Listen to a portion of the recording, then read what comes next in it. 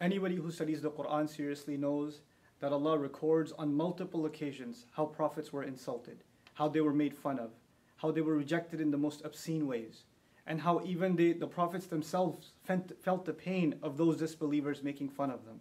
Nuh alayhi salam complains about how people found him disgusting and that they would plug their ears, with their fingers and walk away from him and pull their clothes back as a show of insult to him. And our Prophet is no exception, sallallahu alaihi wasallam. This Quran that honors our Prophet also at the same time records the most hurtful words that were said to him, that the Prophet himself would have to recite and remind himself of the words that were said about him. Sahir, magician, majnoon, insane, kadhab, a perpetual liar. So many accusations are made against our Prophet sallallahu alaihi wasallam, and they're all recorded in the Quran. Allah wants us to remember that this is a fact, that all prophets, though they are the most noble of Allah's creation, and that Allah Himself has honored them, at the same time are people that will face the worst kinds of insults and the worst kinds of ridicule. But what is supposed to be the reaction? And if anybody's supposed to be angry and just be overwhelmed with rage when the Prophet is insulted, I would argue it would be his companions, whose faith, radiallahu anhum ajma'in, can't even be compared to yours and mine. But how come they don't react the way we do? How come they're not having any protests? How come they're not going out and yelling and screaming in rage? Because they understand that the Quran didn't just come to give them a love for their Prophet, but also to guide that love and to also teach them how to respond to these kinds of insults. How is it that we don't know that the Prophet himself is told, sallallahu alaihi wasallam, "Wasbir ala ma yaqulun." Be patient over whatever they say. I'm fascinated by this ayah because the word ma means whatever.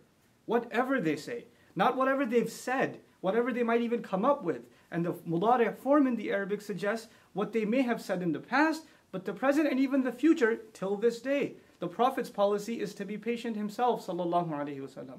Where in the Quran does it justify our anger like this? And actually, is our anger even justified? If anything, I argue, the one thing we should feel towards those who hate us and make hateful speech towards Muslims is sorrow. We should feel sorry for these people. They can't hurt the Prophet. They can't take away his honor. It was given from the sky. It was given from Allah. Nothing on earth can take it away. No article, no cartoon, no film, no speaker, no hate speech, no form of art. It's not going to take away the dignity of our Prophet sallallahu alaihi wasallam. And these films and these kinds of attempts are futile, wasteful attempts to try to undermine the message of Islam and to misrepresent Islam.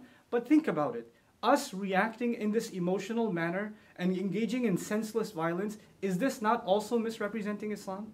Aren't we doing exactly what people want, the enemies of Islam want for Islam to be misrepresented? If anything makes me angry, it's the anger at our own selves that we don't understand the policy of the Quran and how to respond to insults. Idfa' billati hiya ahsan. Respond with that which is best. Finally, I want to share with you guys, some people think that this was an early policy in Islam, that in the Meccan time of the Prophet, that he was supposed to be passive. But when the Prophet migrated and battles began like Badr and Uhud and Ahzab and Tabuk, etc., now the policy was not to be patient, and therefore we should take that. Let's look at Ali Imran, the battle of Uhud. What does Allah say to us? وَلَا تَسْمَعُنَّ مِنَ الَّذِينَ أُوتُوا الْكِتَابَ مِنْ قَبْلِكُمْ وَمِنَ الَّذِينَ أَشْرَكُوا أَذًى كَثِيرًا. You will absolutely hear hurtful words from those who were given the book way before you and people who commit idolatry and blasphemy with God. You will hear hurtful speech absolutely coming from them. These kinds of things are a manifestation, a proof that Allah prepared us mentally for that. But what was supposed to be our reaction, God Himself tells us, Allah Himself tells us, وَلَا إِن تَصْبِرُوا وَتَتَّقُوا فَإِنَّ ذَلِكَ مِنْ عَزْمِ الْأُمُورِ. If you can be patient and you can maintain your consciousness of Allah, then that is the most noble of deeds, the highest of accomplishments that you can accomplish. That is supposed to be the reaction of the Muslim. This video was watched by 30 people? This loser and his cousins? Before we gave it support. We made it popular. We're the ones that are giving it more flame. And I want to end with this. In school, bullies tease the kid that they know takes the teases and gets, he shows a reaction.